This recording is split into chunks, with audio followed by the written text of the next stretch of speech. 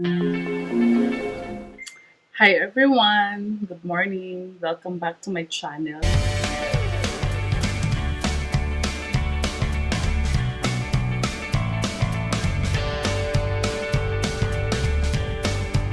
Today's video, I'm going to show to you a day in my life. I'm actually on leave today. I'm not working, but of course, I attended a meeting earlier before I'll do my video. And today, I'll take you on things that I do if I'm not working. So today I'm actually preparing a presentation because I am invited to speak to students. I don't know how many participants, and I'll be talking to them about compensation, the concept of compensation, the philosophies behind compensation. So I am preparing right now because my time to speak is at 2 o'clock in the afternoon, and it's about 10:30 already in the morning. So I'm also getting ready for myself so that by 12 o'clock I am already ready and set, and that's it.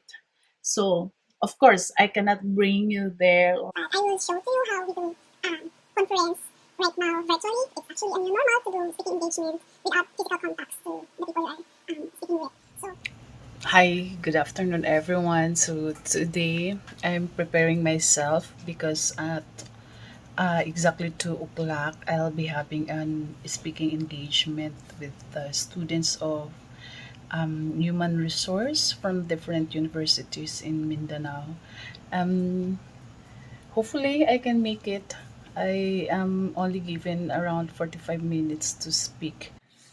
Okay, so what I am preparing for the speaking engagement, of course, I have my tripod, I have here water, my mouse, I have, of course, some cue, and then I have my laptop, and of course, my headsets and coffee.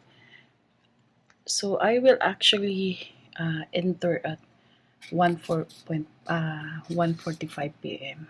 I'm just getting ready myself. Um, myself, of course, to make myself presentable to the audience. It's very important that you are presentable while talking. So it also help boost your confidence while talking.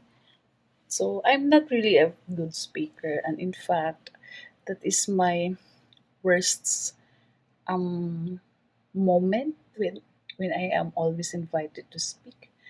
And at times, because I'm the HR head of the company, so even if I'm just invited to be there in the gathering, immediately I will ask to speak in front of so many. So I have already in mind that they will really ask me to speak, and sometimes it's spontaneous already, and that's my weakness actually. I cannot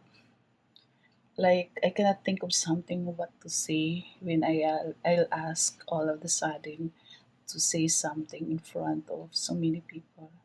So but in due time I used to it already. Before, I'm really afraid to speak in front. I don't know, but I'm not used to it because I'm a very shy person. So if someone will ask me to say something, like, I'll be hiding to somebody. I really like to just work behind the scene. So that's why I didn't know why I am now in HR, because as usual when you are in HR you're always in front to confront concerns, to confront issues, to confront problems, and of course give resolutions to any issues and concerns encountered by the employees. But I'm happy because I'm learning also every day. Uh, I also develop myself as a HR personnel. But at first, I'm really very reluctant, even heading the team, because I really don't like being in front. I just would like to be behind always, supporting always my boss. But of course, you cannot always be behind, because there will be a time that it's your time to shine also, and you cannot just keep declining the opportunity. So that's actually a lessons learned for me, that while I was young, I really need to develop myself. I need to find ways that um, I'll boost my confidence in in facing people, because even when I took up my masteral, I don't like to be called up to recite or say something, to do presentation. So that's my weakness. Okay, so I think I have my time now. I would like to log in now.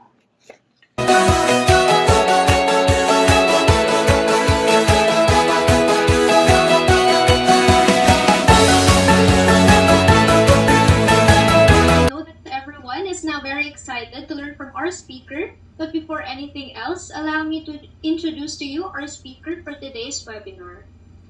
Our speaker for today graduated as Doctor in Human Resource Management at Ateneo de Davao University. She took Masters in Philippines Incorporated. So please help me welcome Dr. Rosame D. Rentuma, FP, and a virtual round of applause. Hi, good afternoon, everyone. Thank you so much, Miss Sophia, for the generous introduction. And good afternoon and Merry Christmas to all of you. Wow, what a number. I think this is the first time I'm talking to a crowd like this, no? I used to talk, but for a limited number of participants only. I think this is very interesting for all of you, because we will be talking about compensation, and talking compensation, it will not ignite only students like you, but also even when in our respective organization, it is a topic which gives interest to everyone. You here uh, would like to hear a lot of things related to compensation, not only on theories but also how we applied it in the respective organization, because that is what important. I know some of you have been hearing these topics in theories, because I'm pretty sure all of you also are in human resource management course in different universities here in Mindanao. But as to how we will apply the theories, that is more important.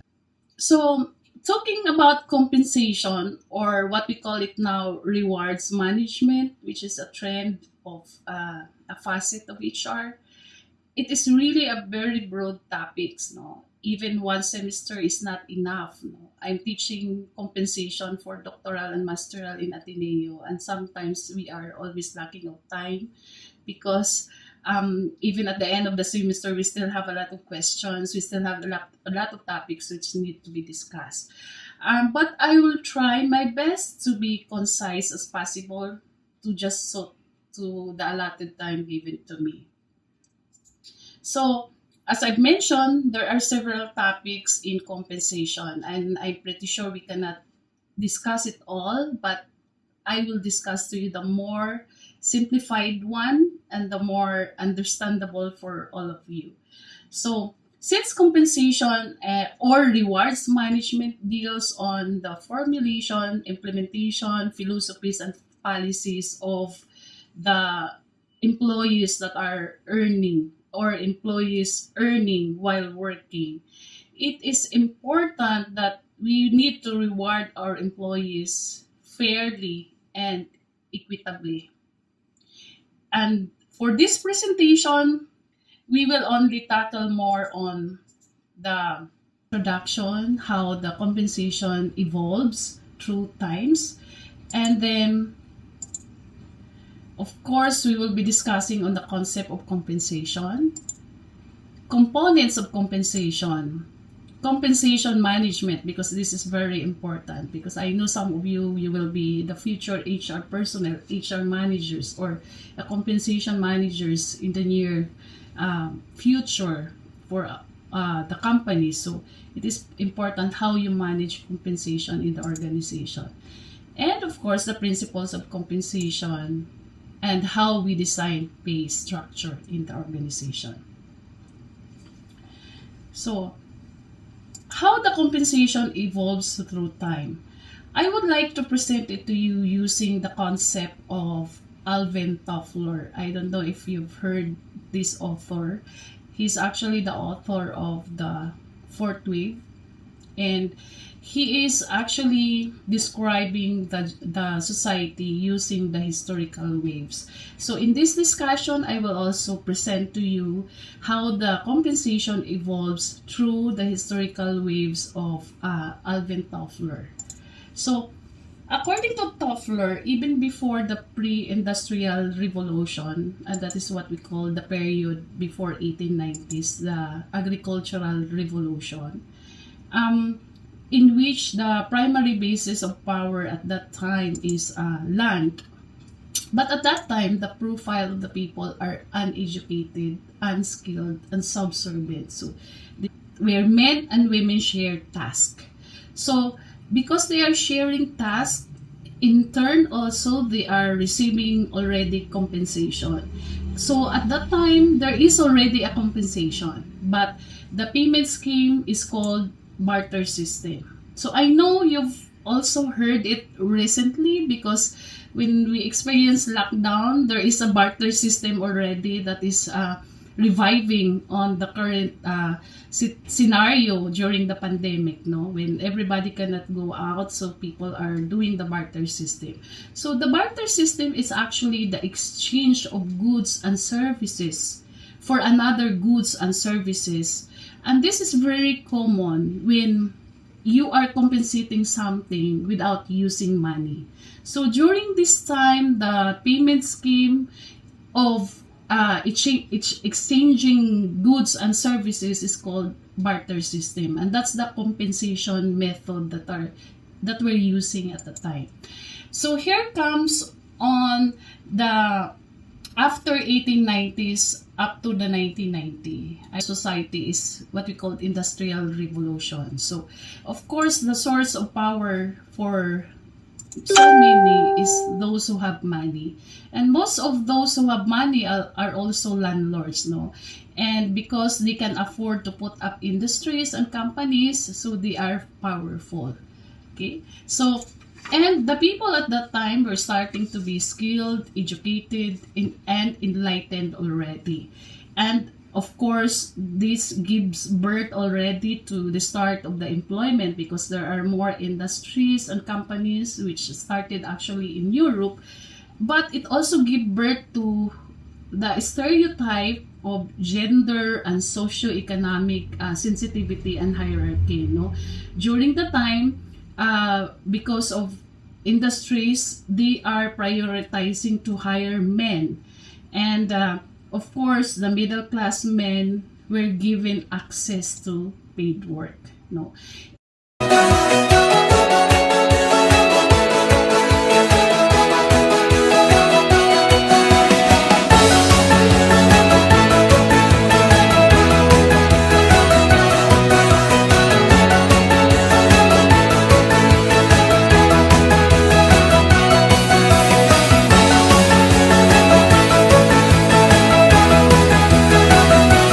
Reserved for a limited number of incumbents to provide additional pay for reasons of performance, skill, knowledge, work leadership, special role, or seniority.